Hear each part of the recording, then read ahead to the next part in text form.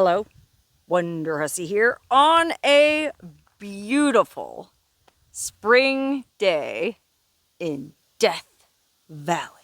That's right, I'm back in Death Valley National Park in a particularly beautiful and seldom visited corner of it that you might not have ever even heard of. That's why I called this video The Secret of Salsberry Pass, because this has to be one of the best kept secrets in all of Death Valley. I mean, just look at these spectacular, super colorful and interesting rock formations in the mountains all around me, and even the color of the soil is kind of reddish, which you don't see in a lot of Death Valley. But because none of the major tourist attractions in Death Valley are in this immediate area, well, I guess most folks don't come into the park this way. Most folks come in by Furnace Creek, you know, by the old Furnace Creek Hotel. You come in from Pahrump. Well, this is the route in from Shoshone, California. It's Jubilee Pass Road.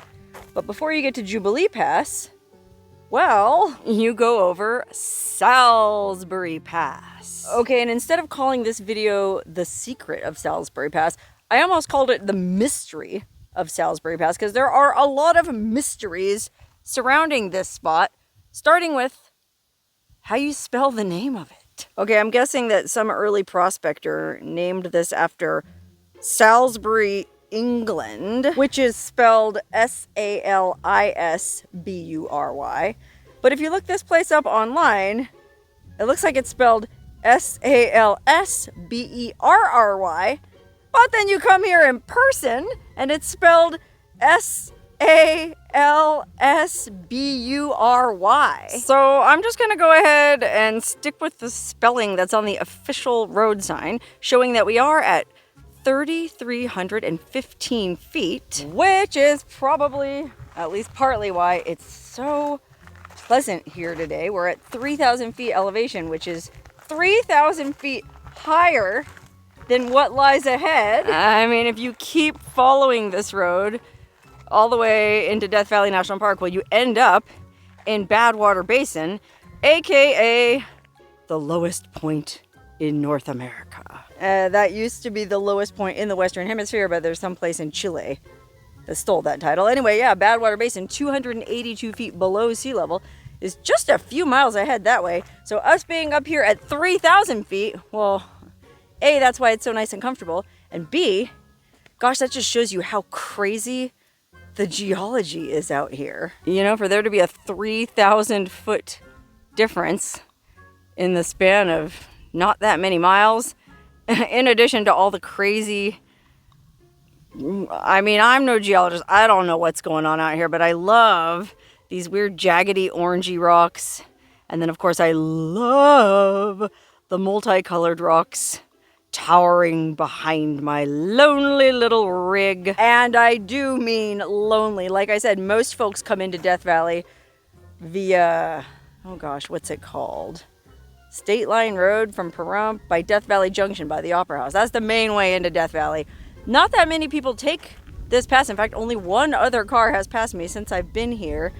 And you can really tell how seldom visited it is out here, because boy, just standing around talking to my cell phone these few minutes, I already found this super old beer can. I'm guessing this is some old miner's beer can from 1969? Oh gosh, come to think of it, this could have been Charles Manson's beer can from 1969. If not Charles Manson himself, then one of the members of the Manson family. And I know that sounds crazy, but I actually wouldn't be surprised, because the most direct route from where they lived up at Barker Ranch in the Panama Mountains it's just due west of here, and they used to go to the town of Shoshone to panhandle and I guess try to recruit chicks from the Death Valley High School there. So this would have been the road traveled by the Manson family, and so it is conceivable that one of them might have thrown this beer can right here out the window or off the side of their dune buggies. You know, I wouldn't put it past the Manson family to just throw a beer can off the side of the road. Look at that. It was a Busch beer. Anybody here a fan of Busch? Well, even if it wasn't a member of the Manson families and was just thrown out the truck window by some prospector back in the day, I still think it's pretty interesting and indicative of just how desolate this pass is. I mean, tourists coming through here are bound for Badwater Basin. They're not really stopping at some random pass to take pictures, and that's probably why stuff like that is just laying literally at the side of the highway, because it's a highway that probably only sees, gosh, I don't know, 50 cars a day. Like I said, there's really no major attractions around this part of the park until you get down to the valley floor, and then you hit the Ashford Mill ruins, and that's marked on all the Death Valley maps. And then from there you go to Badwater Basin and Furnace Creek and the Sand Dunes and Zabriskie Point and Artist Palette and all those iconic places that people come to Death Valley to see. Salsberry Pass isn't one of them, although I guess there is a hike you can take up to the top of Salsberry Peak. Climbing up on Salsberry Hill. Remember that song? Interestingly, in that song, he spells it Solsbury. So I guess the name Salsberry is something no one can agree on. Anyway, where was I? Oh yeah, I was talking about, I guess if you hike up Salsberry Peak, which is not that high of a mountain, somewhere on the other side of that ridge, apparently there is a little trail register up there you can sign your name. And so people do come out here to hike that, but even that isn't, it's not a very high peak, and I don't think there's very many names in the notebook. And I'll come back and do that one of these days, but I'm not here today to hike Salsberry Peak, and I'm not here today to just look at old beer cans and make up stories about who might have chugged them and tossed them out the window. No, I'm here on something of a treasure hunt. Okay, somebody sent me an email a few weeks ago with some photos of something very interesting they found around here somewhere. Oh, look. Isn't this the little twisty key thing from a tin of sardines? Yeah, you can see part of the sardine can lid is still wrapped around it. I mean, I don't know. I don't eat sardines, but I feel like this mechanism isn't used anymore. Actually, I did buy some sardines back in October, so like 6 months ago now, because I read about this sardine diet. It's kind of like a sardine cleanse that you do where you eat nothing but sardines for 24, 48, even more hours, and it supposedly resets your system and you feel amazing. And so, yeah, I was in a optimistic mood that day. I remember I was up at Lake Tahoe when I read about it, so I went to the Whole Foods market because I go, well, if I'm going to eat sardines, and I'm not really much of a fish eater to begin with, well, I want to get the fanciest sardines I can. So I went to the Whole Foods and I bought a bunch of cans of sardines up there, and man, I ate one can and I just couldn't handle it. They were just too fishy for me. But those cans that I bought, and maybe it's because they were fancy sardines from Whole Foods, which, by the way, I think I spent like $40 on sardines that I didn't even eat. I gave them to my sister because she's better at choking them down in the name of health than I am. But anyway, none of those cans had these kind of twisty ties on them. They had like the pull tab kind. So I'm guessing sardine tin technology has evolved past these little old-timey keys. And so this too must be an artifact from a bygone era. Far out. Well, since it's over 50 years old, I'm just going to go ahead and leave it right where I found it. Since the federal government passed the Antiquities Act that makes it illegal to keep anything laying on the ground that's 50 years or older.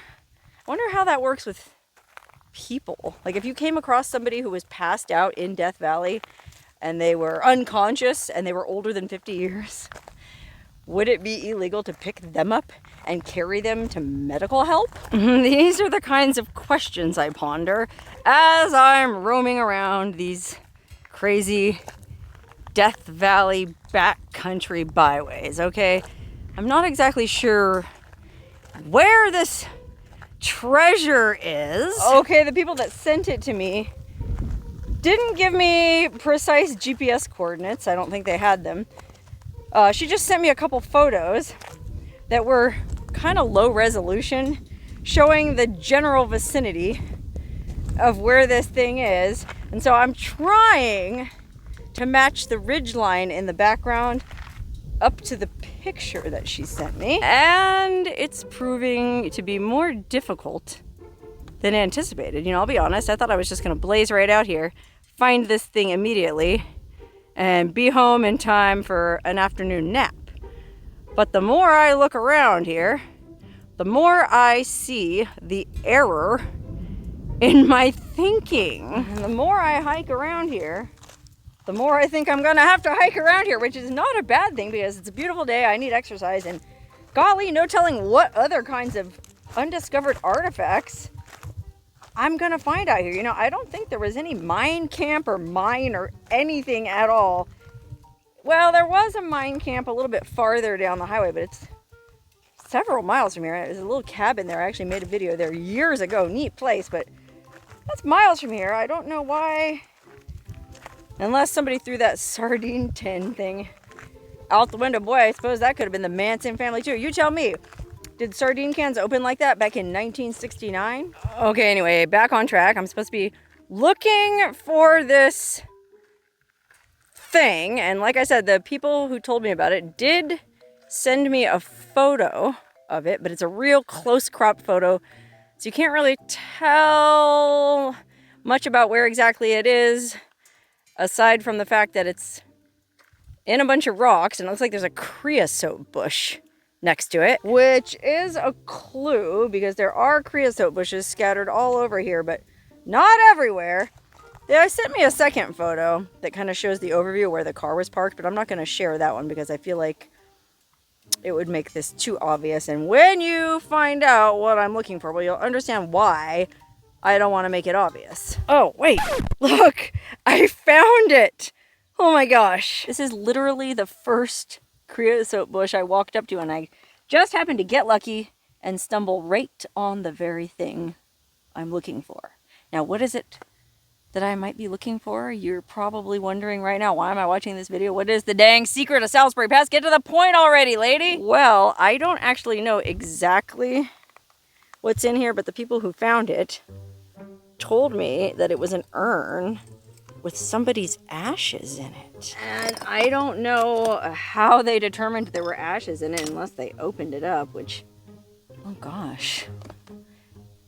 I guess I could do the same. I don't know, that just seems kind of invasive, you know what I mean? Like, this is somebody's, well, possibly somebody's loved one, and for me to just go opening it up on YouTube seems very, what was the name of that guy, Jake Paul or Logan Paul, the guy who filmed those people in that forest in Japan that had hanged themselves just to get views on YouTube, and I'm not that kind of YouTuber, but I am really curious, what if they didn't look inside it? What if they just assumed there were ashes in it, and there's actually a legitimate treasure inside? You know, what if it's like the Fenn treasure, the guy who hid that $1 million treasure somewhere in the Rocky Mountains, only it's like the Death Valley version of it? What if this urn is full of gold coins and ancient pre-Columbian jewelry? Oh gosh, now I'm really curious, and I guess, well, the best way I can settle this to where my conscience feels okay about it is if I open it up and look inside,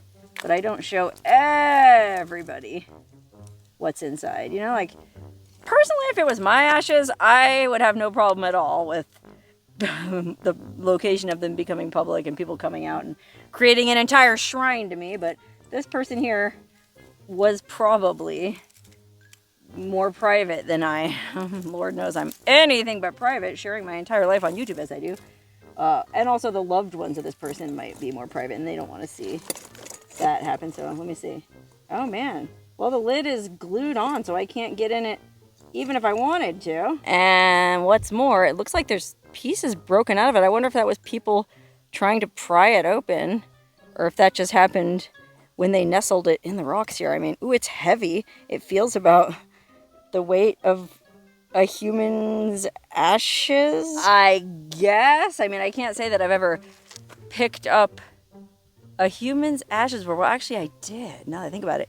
In another video I made once, many years ago, I was exploring this abandoned trailer, and I found, you know how like they put your ashes in a canister at the mortuary or at the crematorium, I guess?